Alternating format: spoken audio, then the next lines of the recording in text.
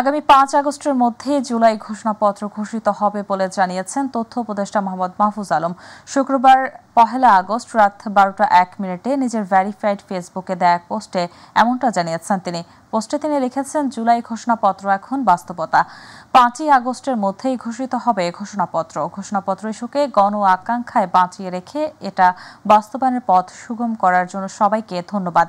অন্যদিকে শীঘ্রই যে জুলাই ঘোষণাপত্র আসছে, ফেসবুকে দেয়া পোস্টে স্থানীয় সরকার উপদেষ্টা আসিফ মাহমুদ সজীব ভুঁইয়াও সেটি নিশ্চিত করেছেন।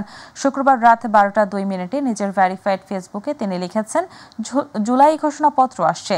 উল্লেখ্য, ছাত্র জনতার গণ অভ্যুত্থানের মধ্য দিয়ে গত বছরের ৮ আগস্ট থেকে অন্তর্বর্তী সরকার গঠিত হয়, যার মূল ম্যান্ডেট রাষ্ট্রের বিভিন্ন কাঠামোগত সংস্কার এবং জনগণের দীর্ঘদিনের আকাঙ্ক্ষা পূরণ করা। এ প্রেক্ষাপটে অত্যন্ত গুরুত্বপূর্ণ একটি দলিল হিসেবে বিবেচিত হচ্ছে জুলাই ঘোষণাপত্র। হাসপাতালে ভর্তি আছেন বাংলাদেশের জামাতে ইসলামীর আমির ডাক্তার শফিকুর রহমান। রাজধানীর ইউনাইটেড হাসপাতালে সকাল ৭টা ১৫ মিনিটে অপারেশন থিয়েটারে প্রবেশ করানো হয়েছে।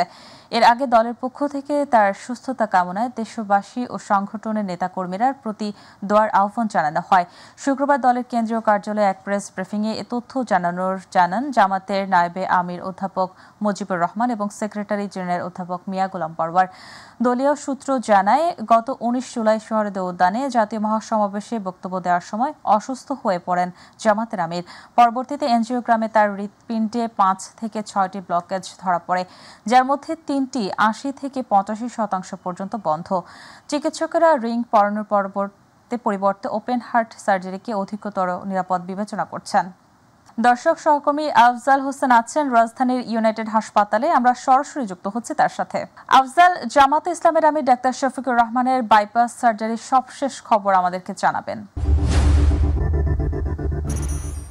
সাহিলি যেমনটি বলছিলেন, রাজধানীর ইউনাইটেড হাসপাতালে এই মুহূর্তে অপারেশন থিয়েটারে আছেন বাংলাদেশ জামাতে ইসলামের আমির ডাক্তার শফিকুর রহমান। তিনি বেশ কয়েকদিন ধরে এখানে ভর্তি আছেন। তার বিভিন্ন রকম পরীক্ষা নিরীক্ষা চলছে এবং ডাক্তাররা যেটা জানিয়েছেন যে এই হসপিটালের ডাক্তাররা যেটা জানিয়েছেন, এখানে ওনার হার্টের 5টি ব্লকেজ ধরা পড়েছে। এর মধ্যে 3টি বেশ গুরুতর 80%-এর উপরে এবং 2টি অ্যারাউন্ড 70%। এর ফলে ওপেন হার্ট সার্জারির পরামর্শ দিয়েছেন এবং অন্যান্য চিকিৎসক, পরিবার সদস্য এবং দলীয় যারা সিনিয়র নেতা রয়েছেন সবার সাথে পরামর্শ করে মূলত এই সিদ্ধান্ত নেওয়া হয়েছে এবং এখন তাকে অপারেশন থিয়েটারে রাখা হয়েছে এবং বেশ কয়েক ঘন্টা ধরে চলমান থাকতে পারে এই অপারেশনটি। এবং জানিয়ে রাখি যে গত যে জাতীয় সমাবেশ ছিল সেখানে তিনি, আপনারা জানেন যে মঞ্চে বক্তব্য চলাকালে হঠাৎ মঞ্চে লুটিয়ে পড়েন বা ঢলে পড়েন।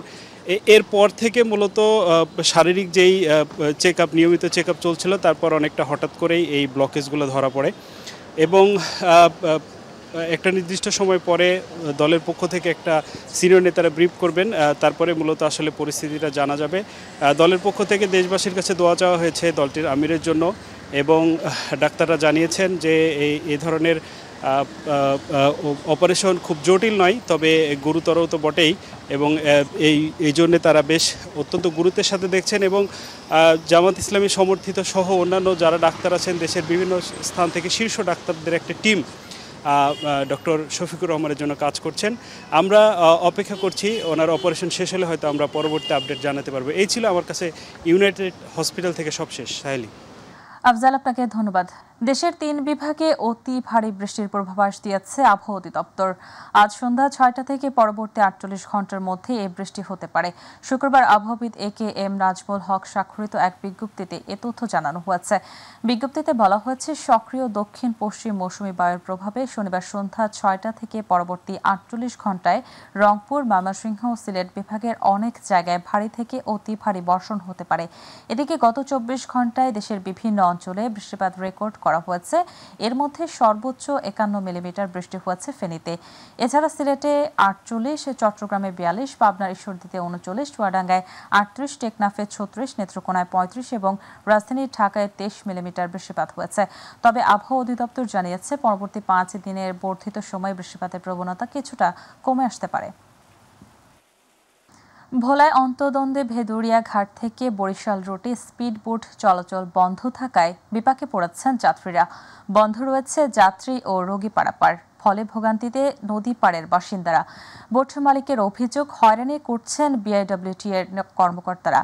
সরকার নির্ধারিত ভাড়া না মেনে বোট মালিকরা ইচ্ছে মতো ভাড়া আদায় করছে বলে পাল্টা অভিযোগ বিআইডব্লিউটি কর্তৃপক্ষের। ভোলা প্রতিনিধি আরিফ হোসেন লিটনের তথ্যচিত্রে বিস্তারিত জানাচ্ছেন মিফতাক আলী। উপকূলীয় দ্বীপ জেলা ভোলা থেকে বাহির হওয়ার একমাত্র পথ হলো নৌপথ, আর সেই নৌপথে অতি দ্রুত চলাচলের মাধ্যম হলো স্পিডবোট। রোগীসহ যে কোনো জরুরি কাজ করতে স্পিডবোটের এই পথটি ব্যবহার করা হয় সবচেয়ে বেশি। লঞ্চের তুলনায় ভাড়া বেশি হলেও যেহেতু সময় অনেকটা কম লাগে, তাই এই স্পিডবোট সার্ভিস বেছে নেন বেশিরভাগ যাত্রীরা। গত 30 জুলাই থেকে ভেদুরিয়া ঘাট থেকে বরিশাল রুটে স্পিডবোট চলাচল বন্ধ থাকায় ভোগান্তিতে নদীপাড়ের যাত্রীরা।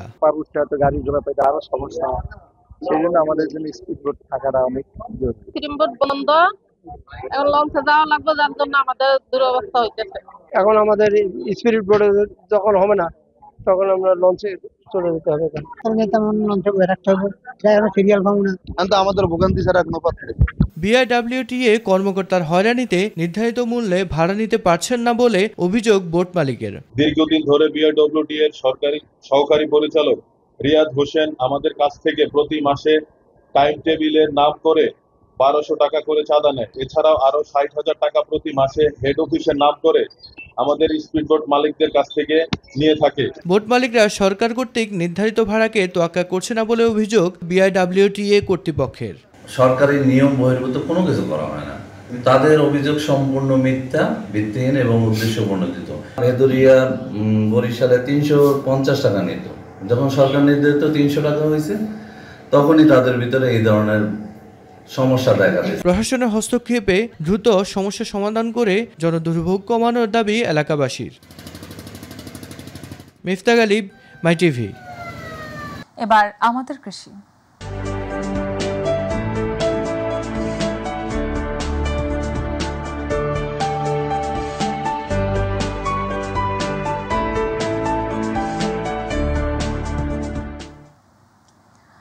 পটুয়াখালীতে মুষলধারার বৃষ্টিতে রোপা আমনের বীজতলা এখন পানির নিচে।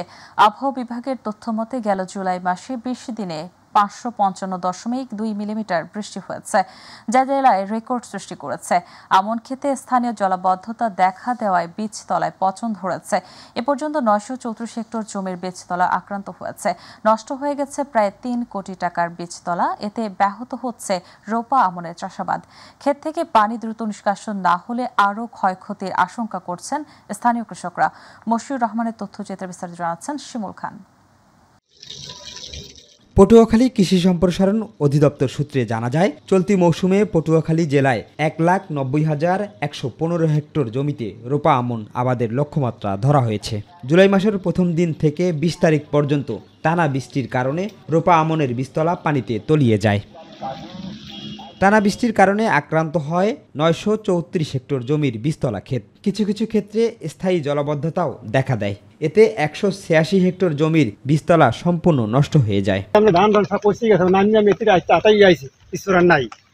কারণ যে আমরা ধান ফান যে হালামু, ওই জায়গায় ধান হালাইলে তো ধান রইবে না, জায়গা পানি গেছে বিষাক্ত হইয়া। যে জায়গায় বীজ করছি সে জায়গায় যত ফিরলেও হালাই, হাতেও তো কুমড়ের উপরে পানি, তাহলে হাতে আর বীজ হইবে না। আমরা এখন কৃষকেরা অনিশ্চিত যে আমরা এই জমি জমা কি দিয়ে আমরা রোপণ করব, আমরা কোথায় বীজ পাবো, আমাদের ধান নাই। আমাদের দেশে পানি হইয়া সব তলাই গেছে, তলাই যাওয়ার পর আমরা বীজ করা দেখ করছি, সব ভাসিয়ে গেছে। সরকারে যদি আমাকে দিকে একটু মুখ তুললে চাইতে, তাই যদি কিছু দিতে হেলে, যদি আবার ধান পান কিনিয়া দুর্গা হালাইতাম, যদি উপরে আল্লাহ নিচে আমরা ইল্লা। নতুন করে বীজতলা করে আমন আবাদ করতে না পারলে এই বছর এই অঞ্চলের আমন চাষে প্রভাব পড়তে পারে। কৃষি সম্প্রসারণ অধিদপ্তর কর্মকর্তা বলছেন, মাঠ পর্যায়ের কৃষকদের সঙ্গে যোগাযোগ করে পরামর্শ দেওয়া হচ্ছে। পানিটা কমে গেলেই কিন্তু কৃষকরা তাদের বীজতলা শুরু করবে, এবং আমাদের যারা মাঠ পর্বে রয়েছে তারা কিন্তু কৃষকের সাথে যোগাযোগ রক্ষা করতেছে। এ অঞ্চলের কৃষকদের ক্ষতি কাটিয়ে রোপা আমনের লক্ষ্যমাত্রা অর্জন করে সচ্ছলতা ফিরিয়ে আনতে পারে, এমনটি প্রত্যাশা সকলের। শিমুল খান, মাই টিভি নিউজ ডেস্ক। এবার গ্রাম বাংলার খবর।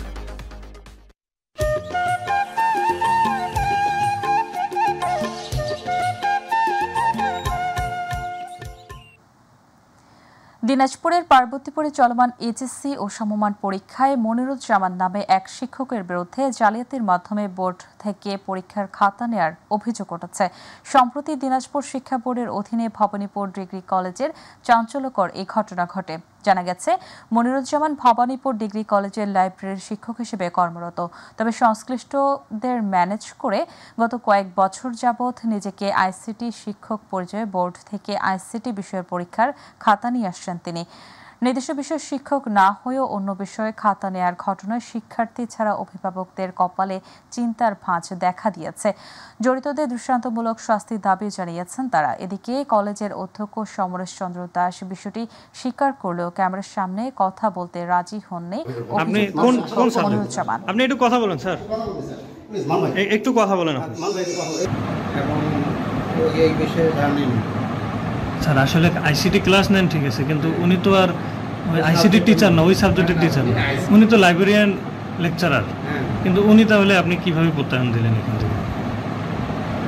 যাই হোক, পরবর্তীতে আর আসবে, মিনিট দেব না, পরবর্তীতে দিব। কবি ও রাষ্ট্রচিন্তক ফরহাদ মজহার বলেছেন, অভ্যুত্থানটা করেছে জনগণ, এখানে কোনো মাস্টার মাইন্ড ছিল না, তথাকথিত বিশেষ কোনো গ্রুপের নেতৃত্ব ছিল না। শুক্রবার ব্রাহ্মণবাড়িয়ায় জুলাই গণ অভ্যুত্থান ও আগামীর বাংলাদেশ শীর্ষক আলোচনা ও ভাবগানের আসরে প্রধান অতিথির বক্তব্যে তিনি এই কথা বলেন।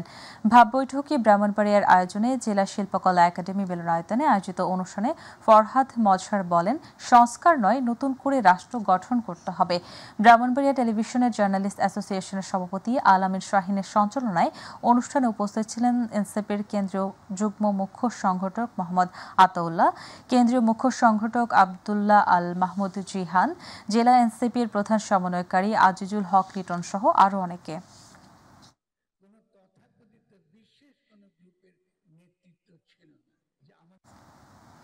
বাংলাদেশ জাতীয়তাবাদী দল বিএনপি এর সাংগঠনিক কার্যক্রমকে গতিশীল ও সুসংগঠিত করার লক্ষ্যে গাজীপুর সদর উপজেলার মির্জাপুর ইউনিয়ন বিএনপির কর্মী সভা অনুষ্ঠিত হয়েছে।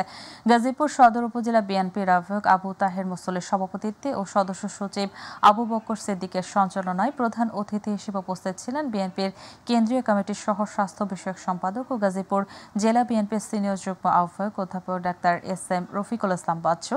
বিশেষ অতিথি হিসেবে উপস্থিত ছিলেন গাজীপুর জেলা বিএনপির আহ্বায়ক কমিটির সদস্য জয়নাল আবেদিন রিজভী, বীর মুক্তিযোদ্ধা আমিনুল হক সহ ভাওয়াল মির্জাপুর ইউনিয়ন বিএনপির ও অঙ্গ সহযোগী সংগঠনের নেতাকর্মীরা।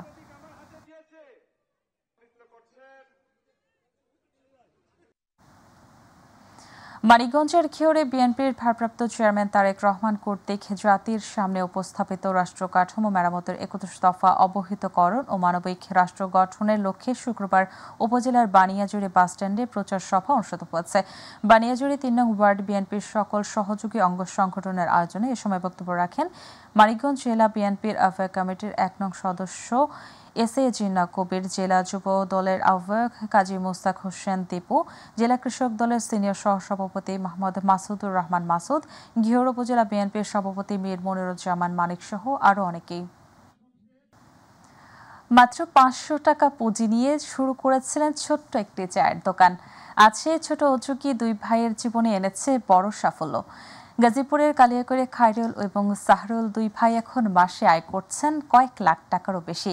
সফল উদ্যোক্তার খবর জানাচ্ছেন এ.কে.এম. শিশির। গাজীপুরের কালিয়াকৈরে ছোট পুঁজি থেকে বড় সাফল্যের এক অনন্য উদাহরণ সৃষ্টি করেছেন দুই ভাই খায়রুল ও সাহারুল। মাত্র ৫০০ টাকা পুঁজি নিয়ে একটি ছোট্ট চায়ের দোকান দিয়ে যাত্রা শুরু করেছিলেন তারা।